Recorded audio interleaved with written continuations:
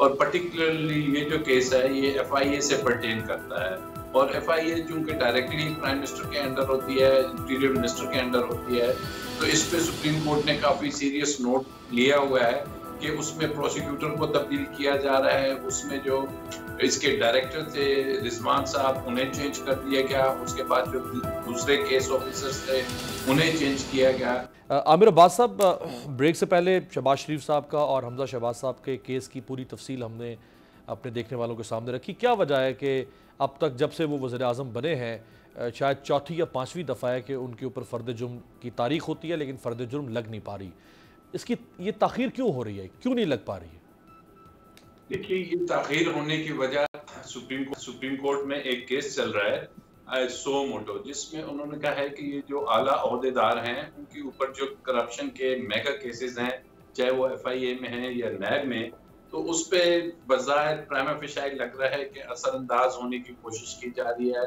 और पर्टिकुलरली ये जो केस है ये एफआईए से पर्टेन करता है और एफआईए चूंकि डायरेक्टली प्राइम मिनिस्टर के अंडर होती है, इंटीरियर मिनिस्टर के अंडर होती है, तो इस पे सुप्रीम कोर्ट ने काफी सीरियस नोट लिया हुआ है कि उसमें प्रोसिक्यूटर को तब्दील किया जा रहा है। उसमें जो इसके डायरेक्टर थे रिजवान साहब, उन्हें चेंज कर दिया गया। उसके बाद जो दूसरे केस ऑफिसर्स थे उन्हें चेंज किया गया।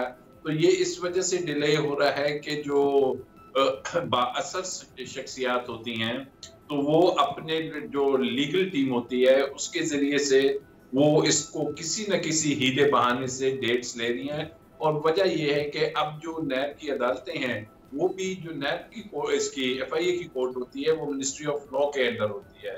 तो ये तमाम चीजें जब आपस में कंबाइन होती हैं तो हमारा अदालती निज़ाम भी फेवर कर रहा होता है किसी न किसी तरीके से, और जो प्रोसिक्यूशन है और जो इन्वेस्टिगेशन है वो इटसेल्फ आपको हैरानगी होगी कि प्रोसिक्यूटर जनरल जो उसके प्रोसिक्यूटर थे उन्होंने लेटर लिखा कोर्ट में कि जनाब मैं इस केस से अलहदा हो रहा हूँ और मुझे डीजी साहब ने कहा है कि जनाब ये जो इसके मुल्जिमान हैं एक वजीर आजम बन रहे हैं और एक वजीर आला बन रहे हैं और गालिबन वो इस केस को चलाना नहीं चाह रहे। और इसी बात पे सुप्रीम कोर्ट ने तख्ती से उनसे पूछा कि भाई ये कौन सा तरीक़ेकार है, और डीजीएफआईए भी चेंज हो गए।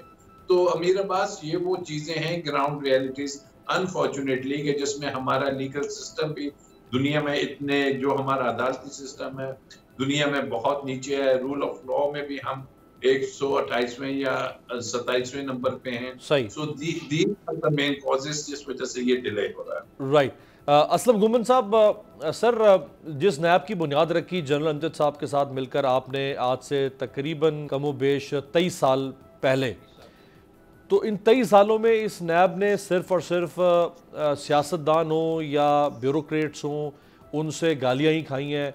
इस नैब ने ताने सुने हैं, इस नैब के ऊपर लोगों ने गुस्सा निकाला है, इसको विक्टिमाइजेशन के टूल के तौर पे कहा गया। ये नैब नेक नामी क्यों नहीं कमा सका? मेरे पास आप जानते हैं कि जब जनरल अमजद पहले इसके डीजी थे तो उस वक्त ये इंडिपेंडेंट अदारा था, ये एफआईए के नीचे नहीं था, ना इसको होना चाहिए। आप जब अकाउंटेबिलिटी इदारे को किसी गवर्नमेंट के तहत रख देंगे तो वो अपनी अफादियत खो बैठता है, वो बेइंसाफ नहीं कर सकता। इसको इसलिए जनरल अमजद के वक्त हमने, आपको मैं सुबह सरहद की बात बता दूं कि हमने 3 वजीर आला जो उस वक्त पहले रह चुके थे, शेरपाल साहब, आलम होती और मेहताब अब्बासी, तीनों को पकड़ा था।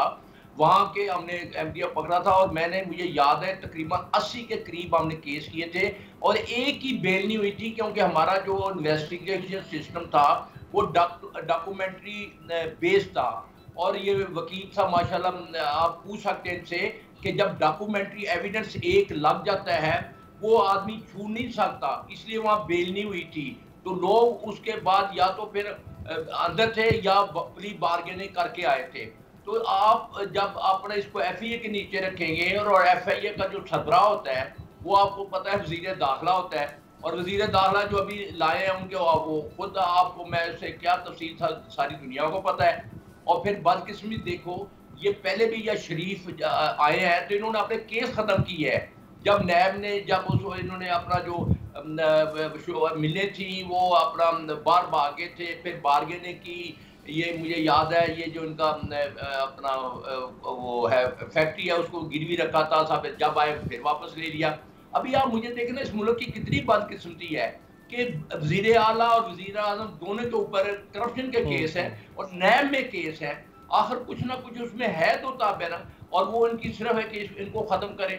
अभी नैब को देखे जो अपना इन्होंने रूल बनाए हैं कि आदमी पकड़ नहीं सकता, आप उनके ऊपर आप केस नहीं चला सकते, हमसे पूछें। और अभी जो सरबरा लाने की कोशिश कर रहे हैं नैब के चीफ को, वो एक उसके खिलाफ अपने नैब केस है, फवाद हसन फवाद जो इनका पर्सनल सेक्रेटरी रहा हुआ है, प्रिंसिपल सेक्रेटरी रहा हुआ है। तो ये तो आप बनाना रिपब्लिक बनाने जा रहे हैं। अच्छा ब्रिगेडियर साहब, घुमन साहब मुझे बताइएगा, जो अभी नई इसमें तब्दीलियां इस कानून में हुकूमत ला रही है, एक तो ये कि इसका इतलाक होगा 1999 से, यानी उसका रेट्रोस्पेक्टिव होगा उसका अमल दरामद, यानी पिछले जितने केसेस इनके अपने हैं वो केसेस भी नई तरामीम के जरिए से ख़त्म हो सकते हैं। दूसरा ये कि चेयरमैन नैब की मुद्दत भी 4 साल से कम करके 3 साल कर दी गई। आपको नहीं लगता कि 3 साल में से 5-6 माह तो आने में और जाने में गुजर जाते हैं, तो 2.5 साल में एक white collar crime investigative agency का हेड जो है वो कैसे परफॉर्म कर सकेगा? इसी तरह से बेनामीदार जो है उसकी भी तारीफ को तब्दील करके और इतना स्ट्रिक्ट बना दिया गया है कि आप कुछ भी कर लें, आप बेनामीदार को साबित नहीं कर सकते हैं। और जो बर्डन ऑफ प्रूफ है वो भी पहले मुल्जिम के ऊपर था, अब उसको उठा के नैब के ऊपर डाल दिया गया है। तो ये जो तरामीम है ये नैब को कहां का छोड़ेंगी फिर? ये मीरबाज मैंने जैसा कहा, इसको बेहतर खत्म कर दे, इसको तो हाथ को बांध देंगे, ये नाम की सिर्फ नैब रह जाएगी, सिर्फ लोगों को बुलाई करेंगे। जब आपने किसी को काउंटेबल और फिर 99 देखे, आज से 23 साल पहले की बात कर रहे हैं, ये वो प्रूफ भी, और जिस तरह अभी इन्होंने जो सुओ मोटिव लिया है सुप्रीम कोर्ट ने कि उन रिकॉर्ड चेंज कर रहे थे, आते इन्होंने इन्वेस्टिगेशन इतना काबल ईमानदार डॉक्टर रिजवान अफसर था उसको तब्दील किया। तो इनको आप क्या कहेंगे? ये बादशाह सलामत है, वो कहते हैं जी हमारे खिलाफ कोई केस ही ना बने। फिर जो इमरान खान एक पाकिस्तान की बात कर रहा है कि पाकिस्तान दोनों के गरीब के लिए और रूल है और अमीर के लिए और रूल है, अमीर को आप पकड़ नहीं सकते और गरीब को आप जेलों में छोटी सी चोरी के ऊपर वो वहाँ घर सारा होता है। तो ये तो मुझे समझ नहीं आती, ये मुल्क के साथ मुखलस है या अपनी सिर्फ जातों के साथ मुखलस है? राइट। आप राजा साहब, मैं सुन रहा था कि मैं राजा साहब से भी ब्रेक से पहले एक कमेंट राजा साहब से लेना चाहूंगा। राजा साहब, जस्टिस रिटायर्ड मकबूल बाकिर साहब का नाम भी है और शायद उनके नाम पर इत्तफाक राय भी हो चुका है। तो आपको क्या लगता है कि वो सुप्रीम कोर्ट के जज, हाई कोर्ट के जज क्रेडिबल नाम है बतौर चेयरमैन नैब के? देखिए, जहां तक मकबूल बाकिर साहब का ताल्लुक है, उसमें कोई दूसरी राय नहीं हो सकती कि वो एक इंतहाई ऑनेस्ट और लॉ नोइंग पर्सन जिनको कानून को अच्छी तरीके से समझते हैं। लेकिन मैं समझता हूँ कि गालिबन वहाँ पे एक कतगन आएगी कि जो सुप्रीम कोर्ट के जज हैं उन्हें 2 साल का एक पीरियड होता है अपनी अपॉइंटमेंट का, जब वो रिटायर होते हैं उसके बाद 2 साल वेट करना होता है कि वो फर्दर कहीं अपॉइंट हो। तो शायद उनके अपॉइंटमेंट में ये प्रॉब्लम आएगी। और देखिए, मुज़ायका ख़ेज़ बात क्या है, अब चेयरमैन नैब लगाना किसने है? लीडर ऑफ द ऑपोजिशन ने और लीडर ऑफ द हाउस ने। और राजा रियाज साहब जो कि खुद पीटीआई के हैं, वहां से मुनहरफ होके बैठे हुए हैं, वो अब चेयरमैन नैब को लगाएंगे। और जब राजा रियाज चेयरमैन नैब को लगाएगा और लीडर ऑफ द हाउस होगा शहबाज शरीफ के, जिनके अपने ऊपर अरबों रुपए के मकसूद चपड़ासी के केसेस हैं, दूसरे हैं, तो कौन शख्स है कि जो समझेगा कि वो किसी ऐसे शख्स को चेयरमैन नैब लगाएंगे कि जो वाकई आके अकाउंटेबिलिटी के प्रोसेस को सिंसियरली करे और इनके केसेस को परसू करे।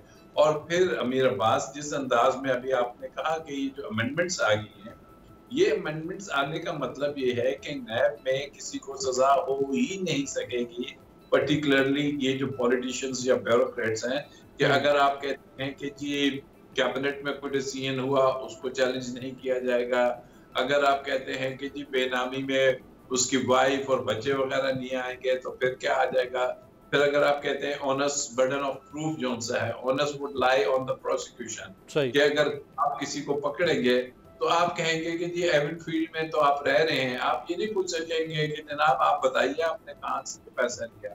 आप कहेंगे जनाब ये हम कह रहे हैं कि ये गलत है, आपने फलाने ठेके में या फलानी अपॉइंटमेंट में ये पैसा पकड़ा था और उसे लिया। भाई मेरे ये कहाँ पे साबित हो सकता है? रिश्वत का कोई चेक के जरिए नहीं आती, कोई बैंक अकाउंट के जरिए नहीं आती, वो ये हुंडी और इसके जरिए और गाड़ी की डिक्कियों में आती है, जो कि आपके सामने मनी लॉन्ड्रिंग का केस है, चपरासी केस है। सब्सक्राइब करें और बेल दबाएं ताकि कोई खबर रह न जाए।